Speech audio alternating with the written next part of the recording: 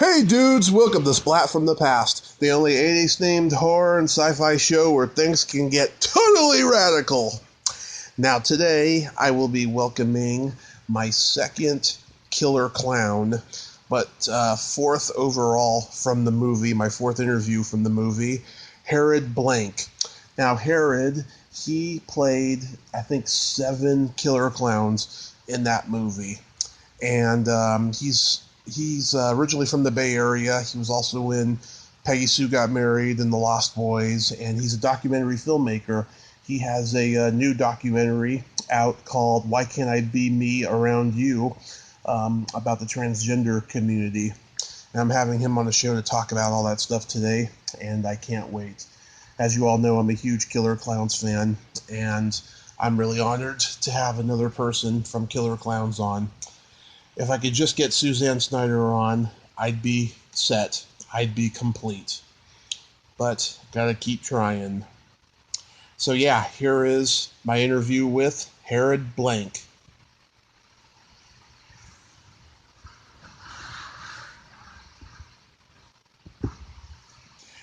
Well, Harrod, welcome to the show. How are you? Good. Awesome. It's such an honor. Thank you for taking the time today. You're welcome. So, what are we talking about? About, things that you've done in your career and stuff. Oh, okay. Not Killer Klowns? Oh yeah, it's in there. Okay. All right. I thought it was specifically Killer Klowns. I wasn't sure what. I need a refresher because I can't remember what we're doing exactly. Yeah, it's stuff you've done, in your documentaries too, and all that stuff. Okay, and this is for my podcast. For your podcast. Okay. Okay. All right. So going back in time, did you know early on that you wanted to be involved in film? I actually did not want to be involved in film because I watched my father struggle for years, and I thought I should probably try to pursue something that my father, different than my father, like pave my own way. And I actually wanted to be a writer. And so when I went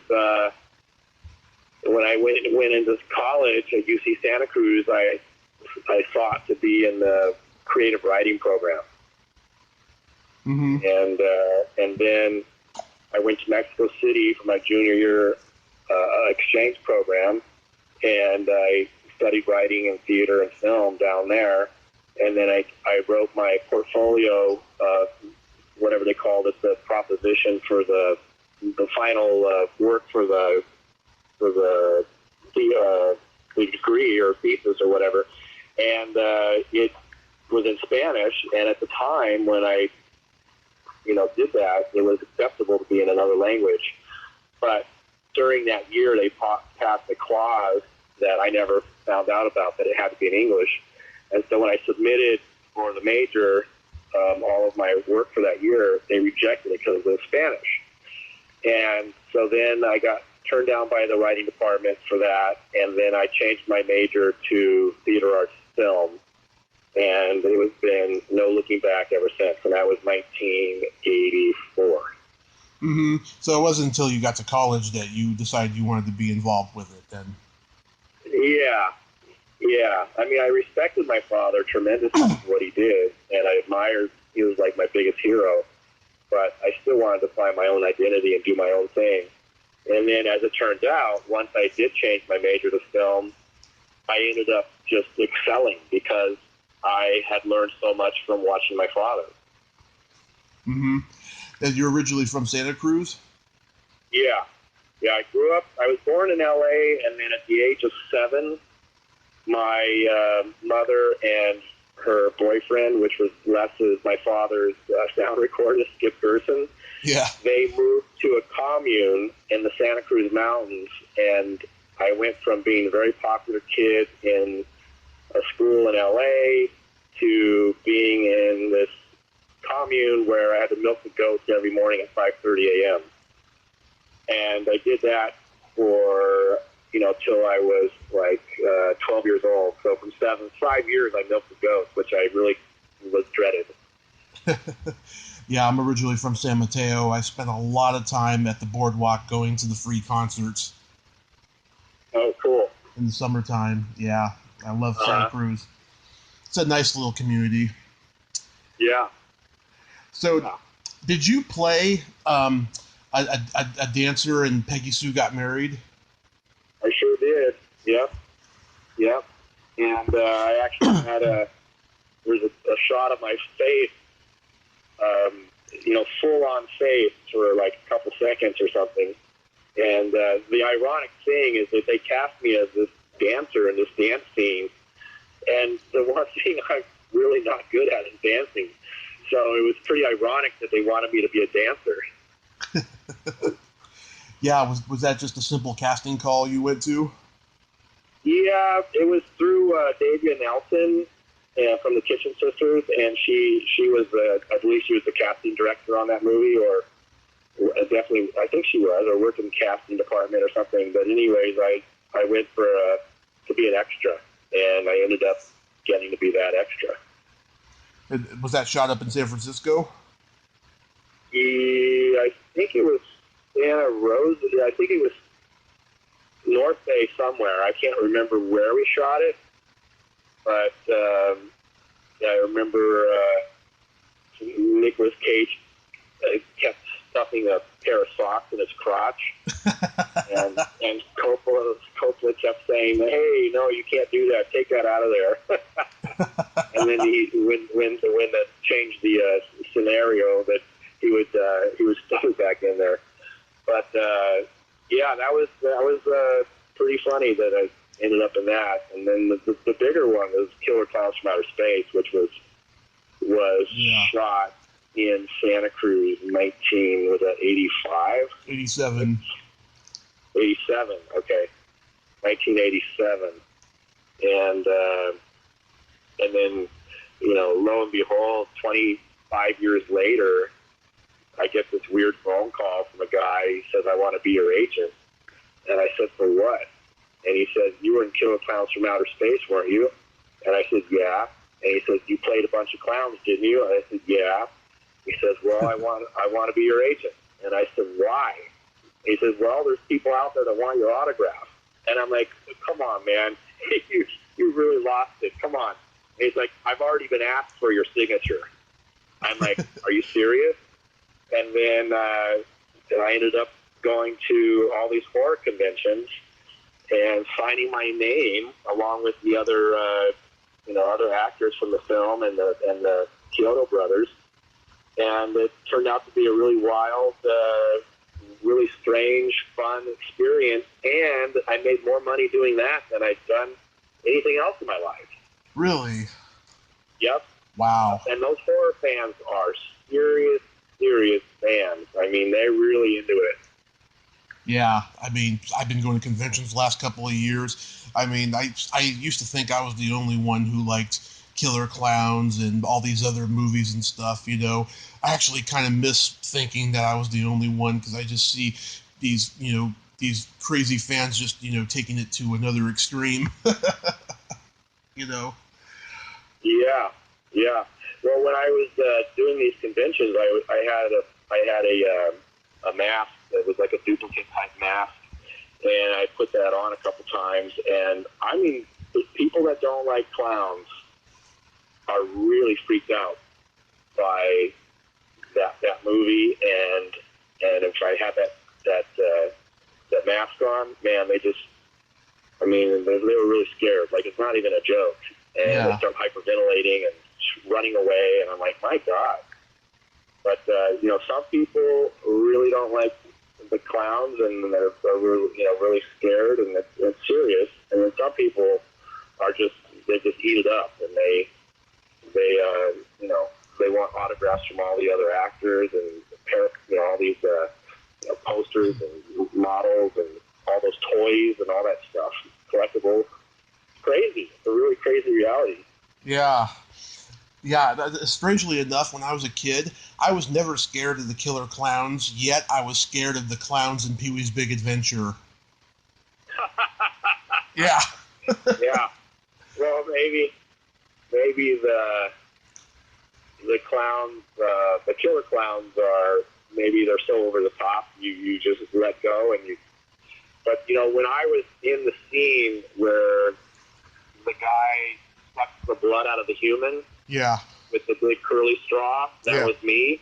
Mm-hmm. And when I was doing that scene, and I'm sucking the blood, and the director saying, you know, how he wants me to suck the blood, but not hard, like do a little bit at a time, so you see the blood going through the straw. Mm-hmm. I'm just like, this is too much. While we're shooting that, I was like, this is too much, man. I'm sucking blood out of a human, and it was something else, man. That scene of that right there was just like over the top. Yeah, it's done in a comedic way. It's not, you know, that scary because it's supposed to be, you know, a homage to 50s horror sci-fi movies. You know, were you? It's funny. Oh, go ahead. Very creative. It's a very, very, very creative movie across the board, and I think the Kyoto brothers they're awesome, man. They're so good at what they did and what they do, and I just think it's a very creative project. Yeah, I think that, you know, they probably knew that they weren't going to make another movie again, so they put like every clown reference you could possibly think of into this movie and make it hilarious and over the top and entertaining, you know? Well, I got news for you. They have more ideas, and I think they've wanted to do a sequel on a project. Yeah. You know, from the very beginning. It's just they couldn't because they don't own the. Unfortunately, they don't own the intellectual property. So, which is really a shame because they should have been able to do whatever they wanted. And but I told them, I said, you know, if you ever get a way of being able to do another one, I'd love to work with you guys because I just loved working with them. I thought it was a great project, and I'd do whatever they wanted with another movie. Yeah, Mike Martinez told me that there was going to be a new one. Oh, yeah? Yeah. When was that? I'm sorry? When did he tell you that? About a month ago. Oh, yeah? Yeah. Well, maybe I better find out about that, because I heard they were trying. You know, there's always been talk about a sequel.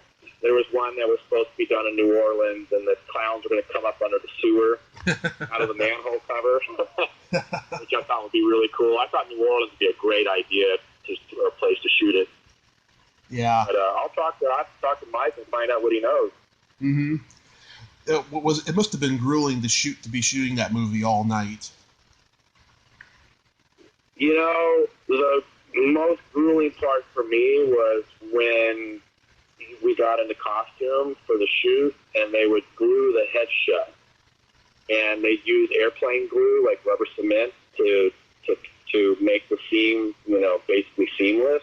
Yeah. And I basically would get high as a kite and then try to remember what I was trying to do for the scene. But yeah, it was very physical, you know, and that's why I think that's why in part I got to play Seven Clowns, because I was so physical. I was on the basketball team at UC Santa Cruz. Mm-hmm. I was in great shape, and I could carry that weight all day. And I think that's partly why I ended up with the job. And I found out later that one of the other killer clowns that they had, mm-hmm. actors, was a guy that dominated on the basketball court in pickup games. And his nickname in Santa Cruz at the time was Rocky. Mm-hmm. But he went by Rock Hold.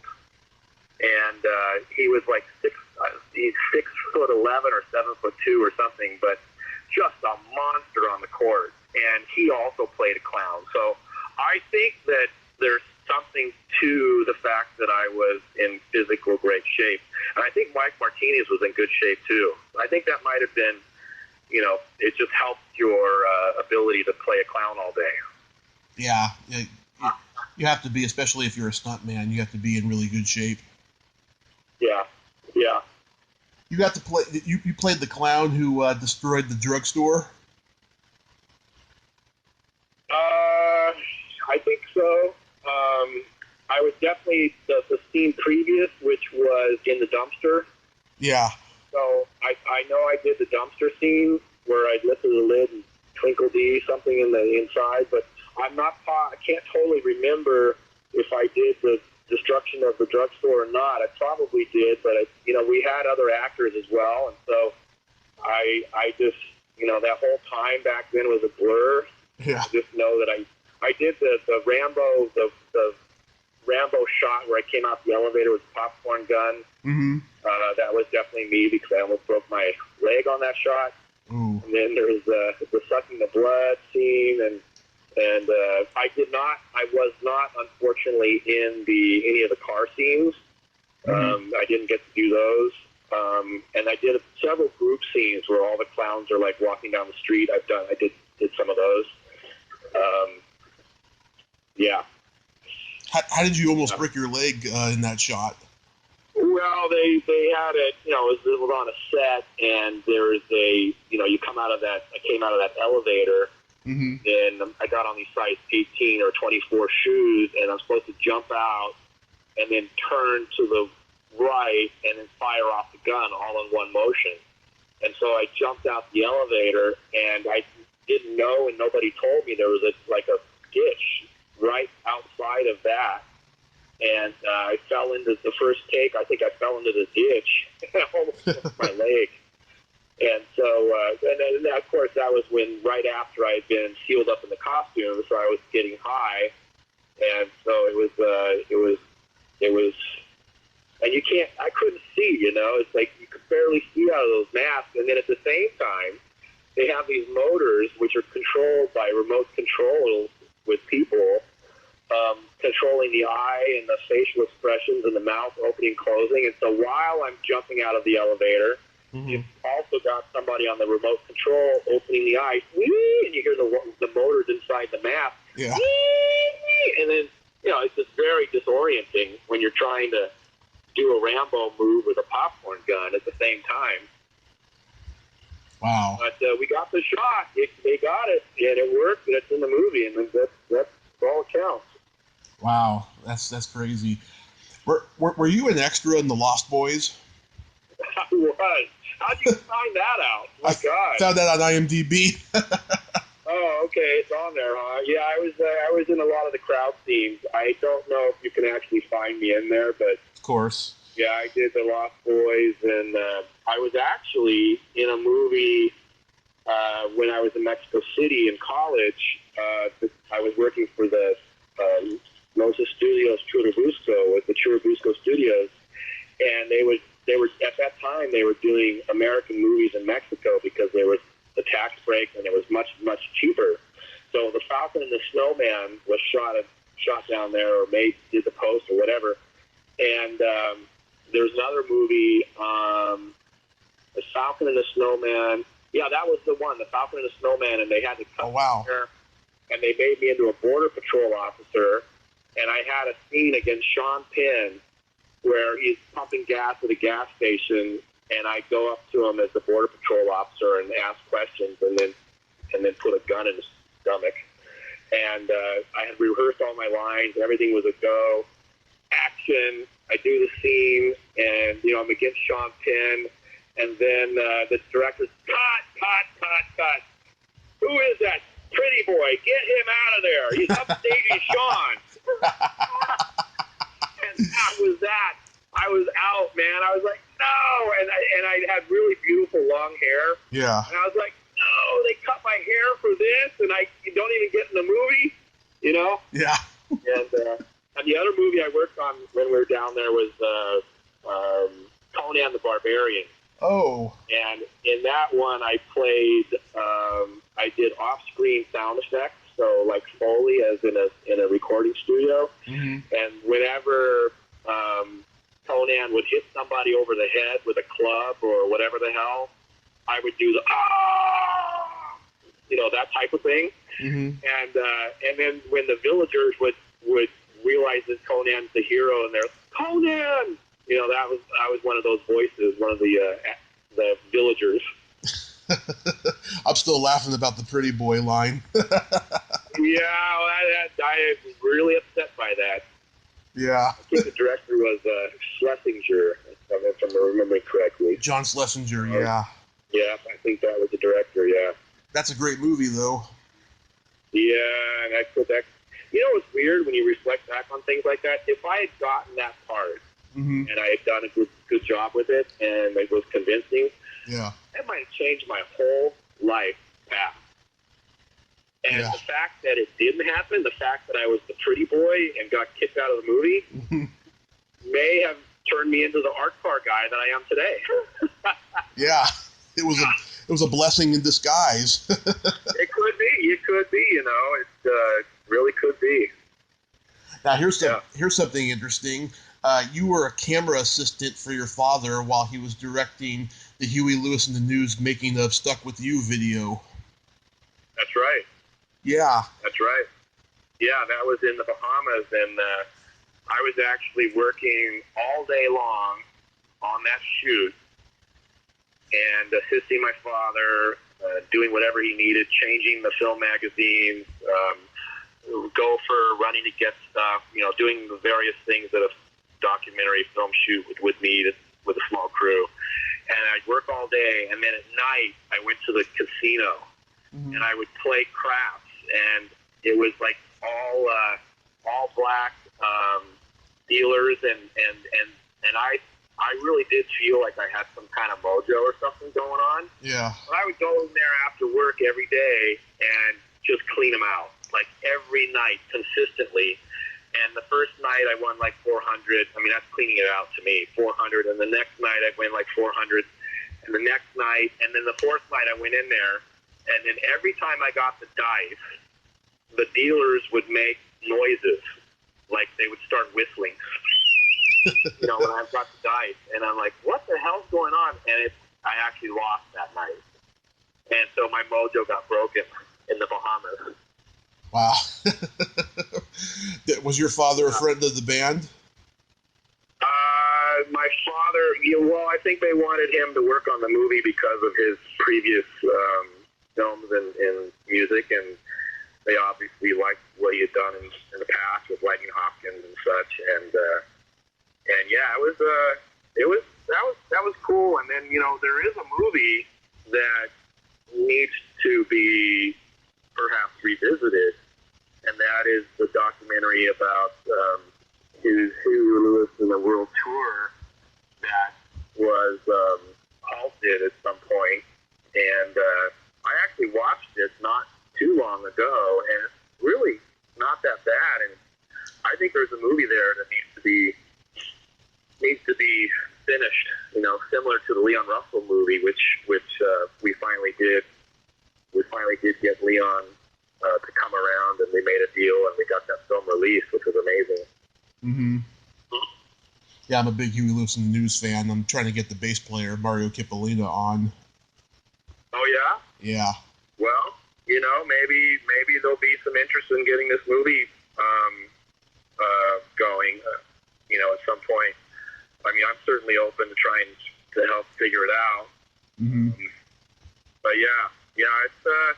it's a documentary. I mean, if you're a fan, then I think you're gonna like the movie, because you just get to see, you know, the band being themselves on the road and having fun and doing things, and you see the fan base, and you see, I mean, in a way, they're almost like horror film fans. I mean, they're really, I guess fans are emphatic, you know, they're always like that. But when they went to Japan, man, that was amazing. In the footage, just seeing the show in Tokyo, oh my God. Yeah. You know, I don't know how many, 100,000 or plus fans screaming. Pretty amazing. I heard they're all really nice guys too. Yeah, they're very cool. We I didn't get to hang out with them a lot, but I liked them, and it was pretty mellow and chill and pretty fun. Mm-hmm. I was reading your career in directing shorts and documentaries began with a short called "In the Land of Owl Turds." Yeah. Yeah, that was my narrative effort. That was of my senior thesis at UC Santa Cruz, and it was supposed to be something like, I think, a 15-minute maximum for the project, and I ended up making a 31-minute film. It's sort of based on my adolescence and looking for the perfect woman. And in the film, I end up dyeing myself green because I felt like an alien, because I didn't feel like other people, and I didn't share in the ideology of mass consumer culture. And so I was out in the forest and meet these different women, and they turn out to be just completely not a match. And so I kind of fail, and then I end up running out into the forest and abandoning everybody, and then I end up meeting this forest woman, and she turns out to be totally a lunatic, which is played by Catherine Wallach. And then I end up meeting a girl with an art car and fall in love.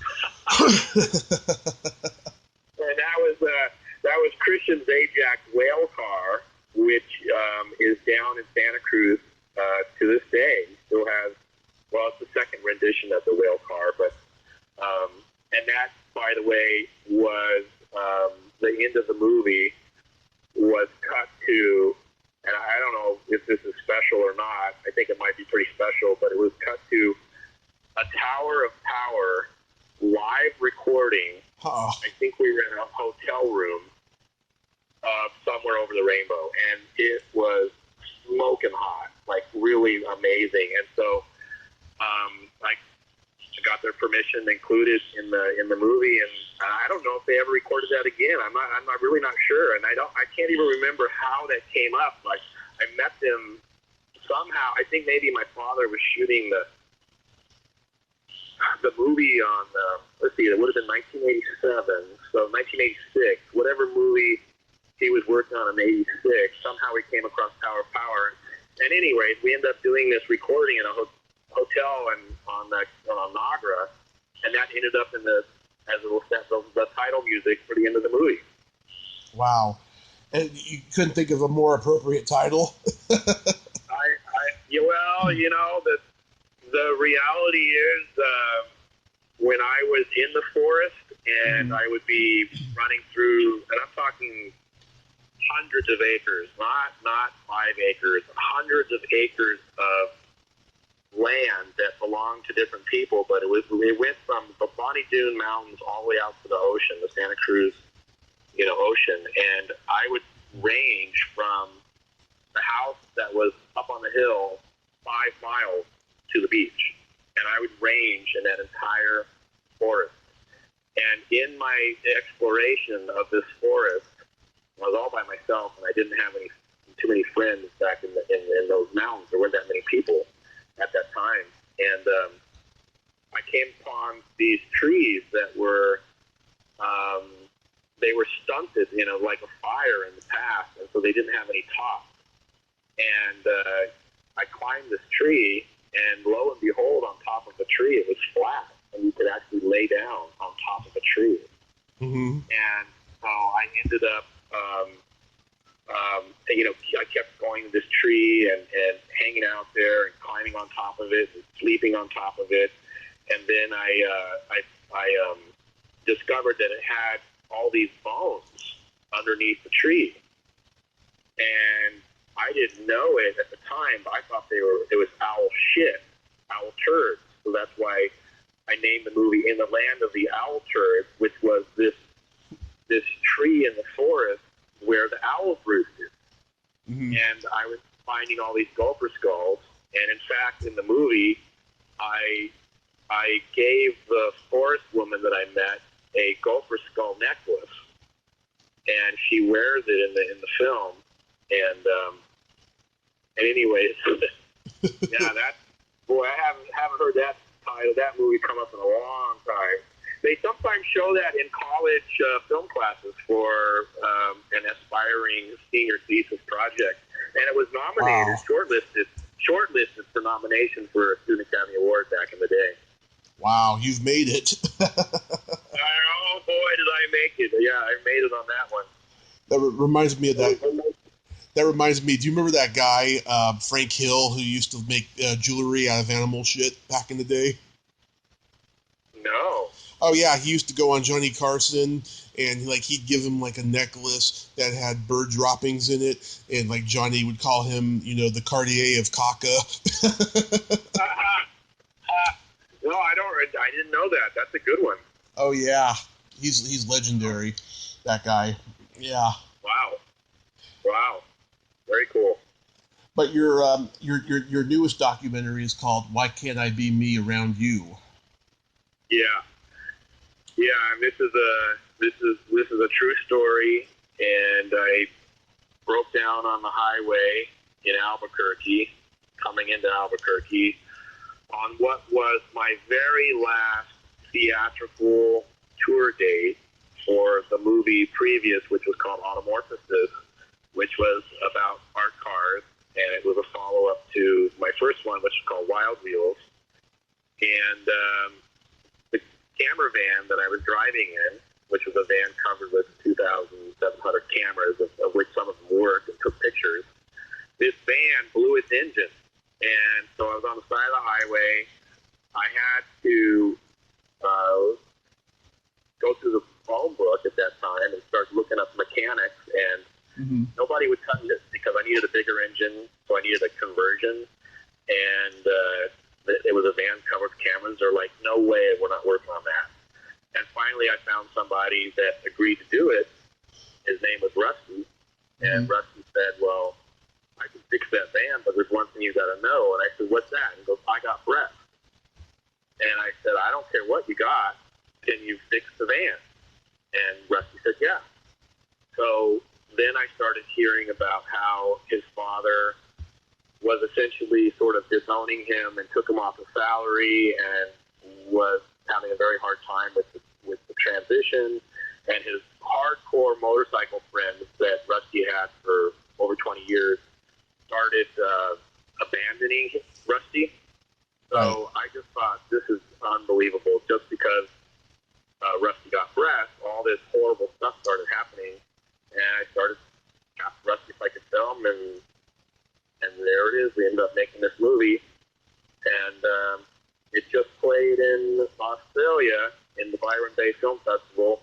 And now I'm sort of waiting to see what's going to happen with the movie now. Like, where is it going to play? It's a very, sort of limited audience. It's a very specific movie subject because it's about non-binary people with art cars.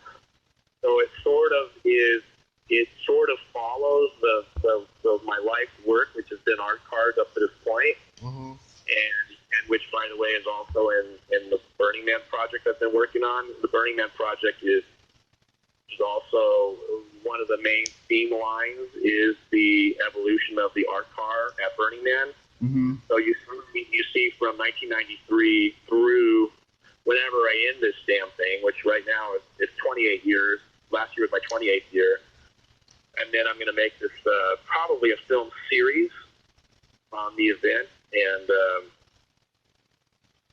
but anyways, it's going to take.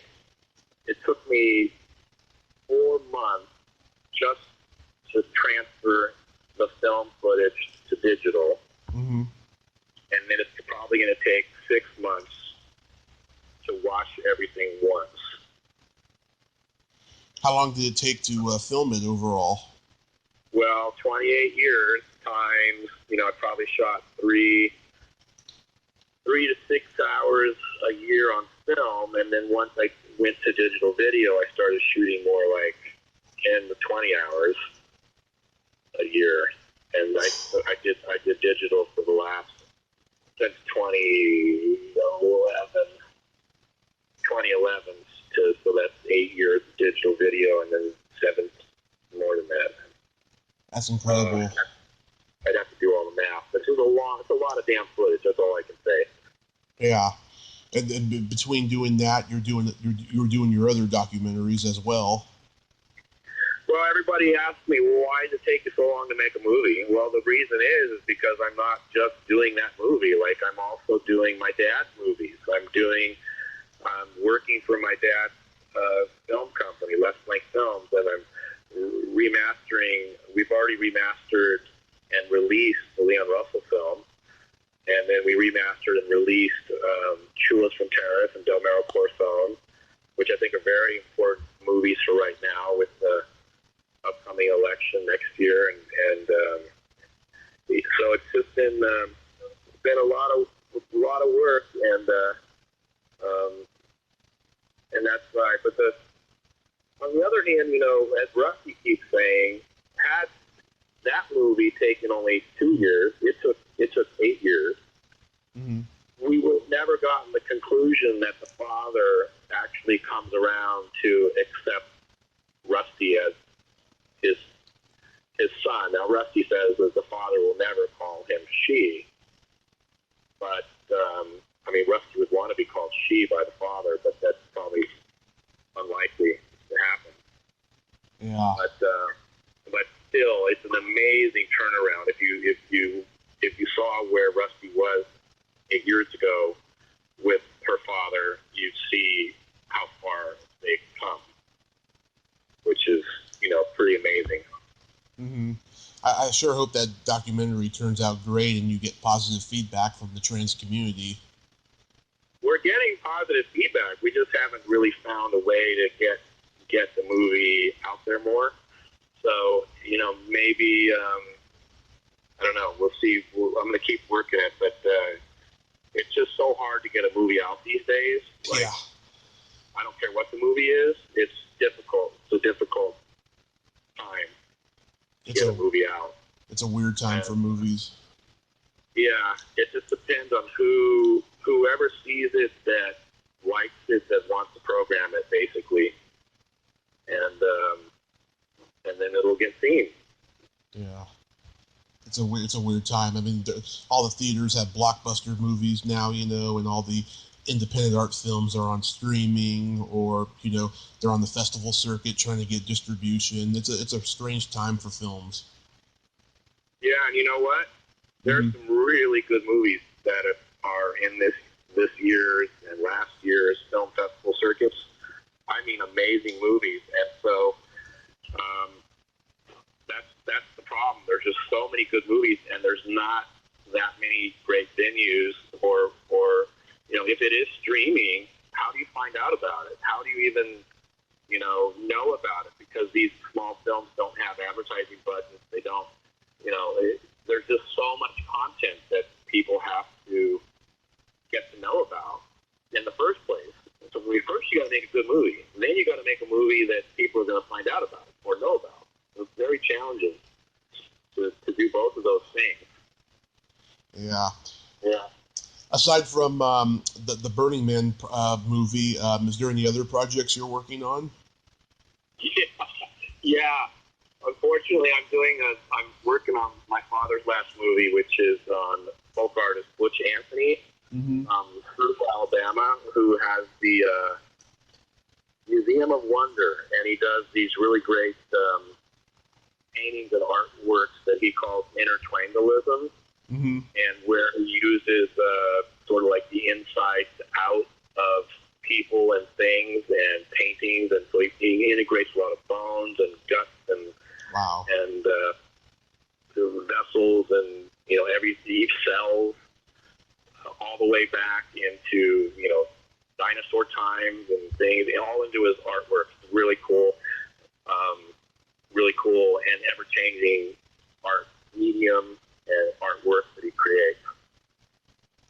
Wow, it sounds like Salvador Dali type of stuff. Some of it is pretty out there. Yeah, it's pretty cool. But I like his energy is really great. Everybody really likes him, and his art's really great. And so it'll be a good thing to finish. So the same editor, Sjoerd Dyke, who edited the Rusty movie, Why Can't I Be Me Around You, is editing this movie on Butch Anthony. Yep. Do you have any Killer Klowns reunions coming up? I don't.